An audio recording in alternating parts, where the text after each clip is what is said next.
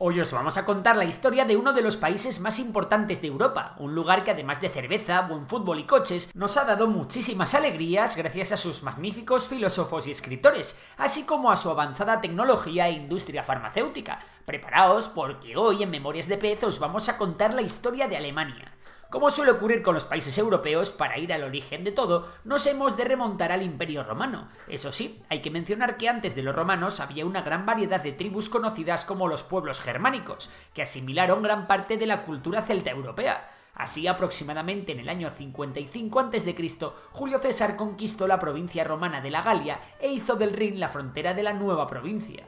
En el año 9 después de Cristo, los pobladores de más allá del Rin derrotaron a lo bestia al ejército romano en la batalla del bosque de Teutoburgo. Tras la batalla, los romanos evitaron cruzar las tierras más allá del Rin, pero sí que ocuparon el sur y el oeste de lo que hoy en día es Alemania, y fundaron una serie de ciudades que aún sobreviven como Augsburgo, Colonia, Maguncia, Ratisbona y Treveris. Por otra parte, mientras que Alemania aún no existía, las raíces de lo que hoy es Francia se extendieron profundamente en la segunda mitad del siglo V, cuando uno de los pueblos germánicos, los francos, logró forjar un imperio.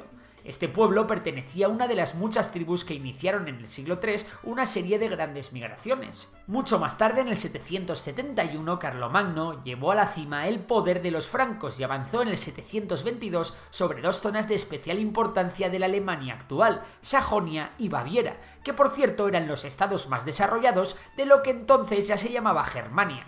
En el año 800, nuestro amigo Carlomagno fue coronado como emperador de los romanos e hizo capital en Aquisgrán. Sin embargo, el imperio de Carlomagno no sobrevivió mucho tiempo a su muerte, y tras el Tratado de Verdún en el 843, este se dividió en tres reinos: oeste, medio y este. Con el tiempo, la Francia oriental fue gobernada por su nieto Luis el Germánico, y esta se fue dividiendo poco a poco con el paso del tiempo. El último señor en gobernar la Francia oriental, Conrado I, fue sucedido por Enrique el Pajarero, al que la historia a veces considera como el primer rey de Alemania, ya que podríamos decir que este gobernaba sobre un territorio parecido a la Alemania actual. El heredero de este último fue Otón el Grande. Otón fue coronado emperador gracias a que éste defendió con éxito a los estados pontificios, y el Papa, claro, le debía una. Este evento marca el mismísimo nacimiento del Sacro Imperio Romano Germánico. Resulta que, según el propio Otón, él mismo era el verdadero heredero del Imperio Romano, aunque eso sí, el Imperio Romano de Oriente aún seguía vivito y coleando. Durante este reinado ocurrió un periodo de esplendor cultural conocido como el Renacimiento Otoniano. Por cierto, el nombre oficial del Sacro Imperio Romano le fue dado en 1157 bajo el reinado de Federico I Barbarroja. Pero bueno, durante lo que quedaba de Edad Media, los 5 ducados que componían Francia Oriental se dividieron aún más, y en el 1500 el Sacro Imperio Romano era un batiburrillo de distintas áreas formadas por estados subordinados al emperador. Luego también había obispados, gobernados por obispos y arzobispos. Esto es importante ya que resulta que durante la Alemania feudal se asistió a una clara pelea, la Iglesia contra la monarquía, y es que en aquellos días la Iglesia y el Estado estaban muy vinculados y además la Iglesia era rica y poderosa y el emperador deseaba tener a los obispos de su lado. Esto dio como resultado la Reforma Gregoriana, en la cual el Papa Gregorio VII exigió la autoridad absoluta para nombrar a los cargos de la Iglesia. Por otra parte, entre el 1096 y el 1291, las cruzadas aparecieron en escena y se crearon distintas órdenes religiosas que empezaron a acumular poder. La orden teutónica fue la más importante de todas para los alemanes, ya que fue la semilla del establecimiento de la futura Prusia. Con el ya mencionado Federico Barbarroja se alcanzó el máximo apogeo del imperio. Este señor reformó las políticas feudales, aboliendo los ducados, fortaleciendo al imperio y reforzando a los ejércitos. Estas nuevas políticas fueron de vital importancia para unificar todos los principados, pero también le sentaron como una patada en el culo a la Iglesia, que prefería que el Estado estuviese tranquilito y débil. Heredero de Barbarroja, Enrique VI pegó un tremendo braguetazo y se casó con Constanza de Sicilia, haciendo que toda Italia pasara a formar parte de la familia del rey. Otra cosa que al Papa le iba a cabrear bastante. Fue tan a más el cabreo de la Iglesia que Federico II, nieto de Barbarroja, fue tildado de anticristo por el Papa Gregorio IX, a cuyos ejércitos se tuvo que enfrentar. Tras morir Federico II en el 1250, ocurrió una guerra civil llamada el Gran Interregno, en la cual Rodolfo I de Habsburgo subió al trono en el 1273, adquiriendo también los ducados de Austria y Estiria. Y aquí, con la familia Habsburgo, asistimos al ascenso del que probablemente sea la familia más importante de Europa durante el resto de su historia. Finalmente, hasta las narices de las luchas de poder entre Iglesia e Imperio, en 1356 el rey Carlos IV emitió un documento llamado Bula de Oro, que establecía distintas reglas para elegir a los emperadores en base a 7 príncipes electores. Desgraciadamente, a principios del siglo XIV las cosas en Alemania se fueron al garete. El clima se enfrió y hubo varias hambrunas, pero lo peor estaba aún por llegar. La peste negra golpeó a Alemania en 1349 y mató a aproximadamente un tercio de la población. Además, los judíos fueron tratados como chivos expiatorios y muchos fueron masacrados en este momento, algo que, como sabéis, volvería a ocurrir. Por cierto, es en esta época cuando el imperio pasó a llamarse finalmente Sacro Imperio Romano de la Nación Alemana, es decir, Sacro Imperio Romano Germánico. Todas estas tensiones contra la Iglesia que fueron acumulando algunos países en el norte se siguieron acrecentando con el aumento de poder de la Iglesia, y diversos pensadores, políticos y religiosos comenzaron a hacerse eco de la corrupción de los estados pontificios. Así, en el 1517, el erudito cristiano Martín Lutero inició la conocida como Reforma Protestante, cuando escribió sus tesis en las que básicamente decía que la Iglesia de Roma era una absoluta corruptela. La Reforma Protestante actuó en Alemania uniendo a los principados y generando un patriotismo alemán por primera vez en la historia. Sumado a todo esto, a principios del siglo XVI también hubo una serie de levantamientos de campesinos conocidos como la Guerra de los Campesinos de 1525, que acabaron en una violenta represión de la rebelión, donde decenas de miles de ellos fueron asesinados.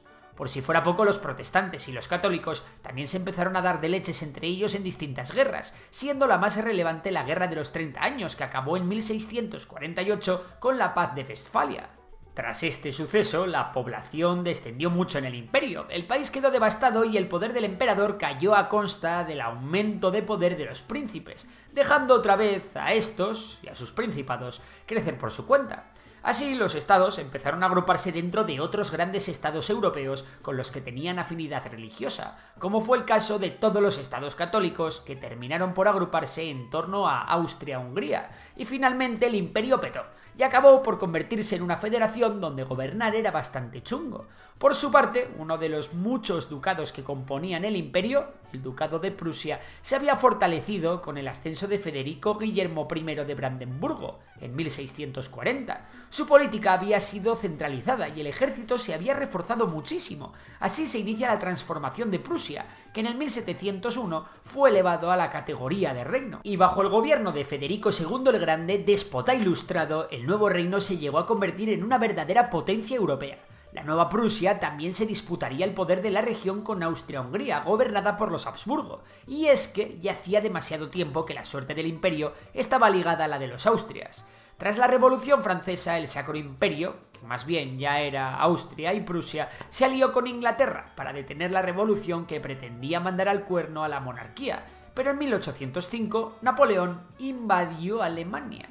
Tras la batalla de Austerlitz, los franceses obtuvieron la victoria en el 1806 y Francisco II se vio obligado a abdicar y a declarar finalmente la disolución del Sacro Imperio Romano Germánico. Con este suceso finaliza el conocido como Primer Reich alemán. No obstante, después de la derrota final de Napoleón en el 1815, el Congreso de Viena se reunió para decidir el destino de Europa. Y es que se formó una confederación germánica para reemplazar al antiguo Sacro Imperio Romano Germánico, que consistía en 39 estados, y se creó una asamblea llamada el Bundestag, compuesta por delegados de los estados. Sin embargo, el sentimiento de búsqueda de una nación alemana comenzó a florecer entre la población, que era cada vez más patriótica. Por otra parte, una ola antimonárquica asolaba Europa, y en marzo de 1848 la revolución estalló en Alemania. En 1849 se formó en Frankfurt el primer parlamento libremente elegido, llegándose a promulgar una primera constitución. Pero a pesar del simbolismo, la verdad es que esto se quedó en nada. Los ejércitos de Prusia y Austria terminaron con el intento de unificación, así que todo fue un sueño para los alemanes.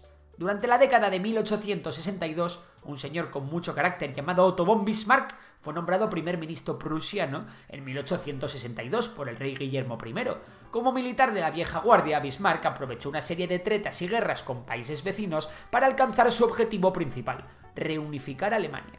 Tras la Guerra de las 7 Semanas, en 1866, Prusia también consiguió darle la patada definitivamente a Austria y expulsarla de la nación alemana, poniendo fin al conflicto austro-prusiano. Por motivo de la sucesión del trono de Isabel II de España, Bismarck tuvo una excusa para entrar en conflicto con Francia en la Guerra Franco-Prusiana, que se saldó con una gran victoria para Prusia. Con todas estas hazañas, Bismarck consiguió demostrar al resto de Europa su poderío absoluto. En 1871, Berlín ya era la orgullosa capital del Segundo Reich alemán, y el rey Guillermo I de Prusia fue coronado Kaiser en Versalles, con Bismarck como su canciller de hierro. Alemania, por fin, había nacido. Los primeros años del Segundo Imperio Alemán estuvieron marcados por un enorme crecimiento económico, favorecido en parte por las indemnizaciones que los franceses les pagaban. Centenares de miles de personas se dirigieron a las ciudades en busca de trabajo en las fábricas, que ya estaban en el apogeo de la industrialización, y los nuevos partidos políticos dieron voz al proletariado, como fue el Partido Socialdemócrata Alemán. Bismarck trató de ilegalizar el partido, pero las presiones que recibió lo llevaron a hacer concesiones al movimiento socialista y a instaurar las primeras reformas sociales modernas de Alemania, aún en contra de su voluntad. Al inicio del siglo XX, Alemania había crecido tanto industrial y económicamente que era capaz de igualar a Reino Unido. Este poderío también era político y quedó demostrado en distintos sucesos históricos en los que Bismarck tuvo un gran papel. El primero fue el Congreso de Berlín, en el 1878, en el cual las potencias europeas se reunieron para reorganizar los Balcanes tras la guerra entre Rusia y Turquía. A su vez, en la Conferencia de Berlín de 1884, Bismarck convocó a las potencias para repartirse las colonias africanas. Finalmente, el canciller también fue el artífice de la creación de la Triple Alianza, que unían a Italia, Alemania y Austria, o mejor dicho, el Imperio Austrohúngaro. Cuando el heredero del rey Guillermo II subió al trono en marzo de 1890, el Kaiser, que opinaba que su padre no había mandado nunca y que un rey debía de hacerlo, se hartó y apartó de la escena política a Bismarck, una decisión que quizás el mundo entero lamentaría. Bismarck siempre buscó relaciones amistosas con Reino Unido. Sin embargo, con sus sucesores la cosa fue diferente. Así, el Kaiser se embarcó en una peligrosa guerra armamentística con la Royal Navy, buscando la supremacía naval en el mundo, y sus políticas agresivas contribuyeron en gran medida a la gran guerra que estaba por acontecer. Europa se dividió en dos bandos bien armados. Por un lado, Alemania y Austria-Hungría, y por el otro, Reino Unido, Francia y Rusia. Ambos bandos se apresuraron a amasar la mayor cantidad de colonias posibles, tomando casi toda África y amplias zonas de Asia y Oceanía. Como muchos sabéis, la chispa que encendió la guerra se produjo el 28 de junio de 1914, cuando el archiduque austriaco Francisco Fernando fue asesinado en Sarajevo. En agosto de 1914 el ejército alemán invadió Bélgica y avanzó sobre París. Había dado comienzo a la Primera Guerra Mundial. Tras 4 años de desesperación en las trincheras, en 1918 se produjo la derrota de Alemania y sus aliados, y el 9 de noviembre Guillermo II abdicó, suponiendo el final definitivo de la monarquía. Así, una serie de condiciones humillantes y desmedidas para la paz fueron impuestas sobre Alemania, y con ellas se sembró una semilla de odio que llevaría a la siguiente guerra mundial.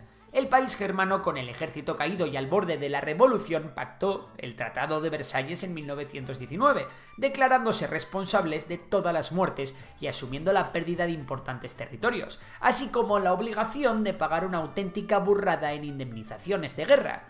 El Segundo Reich había llegado a su fin. Los años 20 no fueron muy felices en Alemania. El país era una caja de desgracias, donde la hiperinflación, el paro, el hambre y las enfermedades estaban a la orden del día. Eso sí, tras la aprobación de una constitución federal y republicana en la ciudad de Weimar, los alemanes se encontraron por primera vez con la democracia. Esta república estuvo gobernada por una serie de partidos de izquierda y de centro, pero ni los comunistas ni los monárquicos estaban contentos con ella.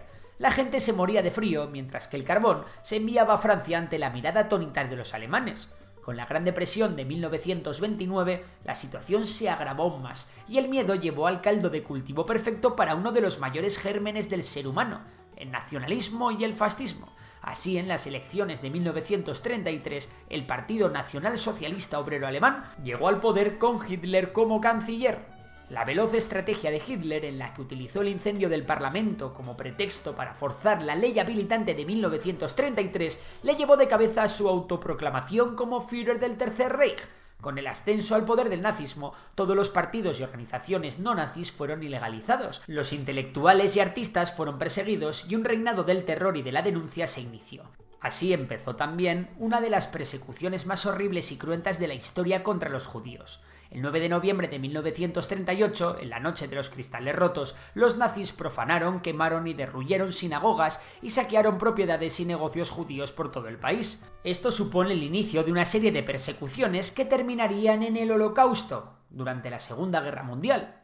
También durante los siguientes años, además de opositores ideológicos, muchos grupos de población como los gitanos o los homosexuales fueron perseguidos igualmente e incluidos en campos de trabajo e incluso de exterminio. Mientras tanto, la política exterior agresiva de Hitler había iniciado la Segunda Guerra Mundial. No nos alargamos aquí porque es un tema extensísimo del que tenéis una infinidad de vídeos en el canal, así que nos iremos a mayo de 1945, cuando el Ejército Rojo entra en Berlín y la Segunda Guerra Mundial en Europa finaliza con la derrota alemana.